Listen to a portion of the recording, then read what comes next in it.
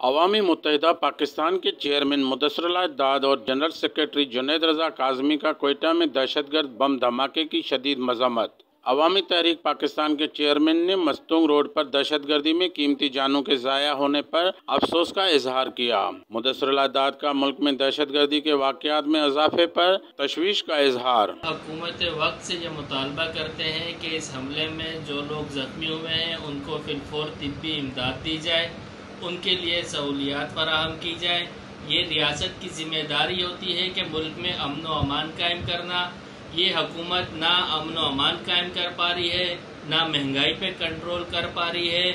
تو میں حکومت وقت سے یہ کہنا چاہ رہا ہوں کہ فی الفور ان کو طبی امداد دی جائے، ان سے صرف وعدے نہ کیے جائیں، ان کے لیے سہولیات فراہم کی جائے۔ اور میں اس دہشت گردی میں جو سیکورٹی فورسز کے اہلکار شہید ہوئے ہیں، جو سویلین شہید ہوئے ہیں، زخمی ہوئے ہیں، سیکورٹی فورس والے زخمی ہوئے ہیں، ان کے اہل خانہ سے میں اظہار یکجہتی کرتا ہوں، ان کے لیے دعا گو ہوں۔ جبکہ جنید رضا کاظمی کا کہنا تھا کہ دہشت گردی کے خلاف جنگ میں جانوں کا نذرانہ پیش کرنے والے سیکورٹی فورسز کے جوانوں کو سلام پیش کرتا ہوں۔ پاکستان اب نیشنل ایکشن پلان کو سرد خانے میں رکھنے کا مزید تحمل نہیں ہو سکتا۔ مدثر الداد نے دہشت گردی میں شہید ہونے والوں کے لواحقین سے دلی ہمدردی و یکجہتی کا اظہار کیا، جبکہ جنید رضا کاظمی نے واقعے میں زخمی ہونے والوں کے لیے بہتر علاج معالجے کو یقین بنانے کا مطالبہ کیا۔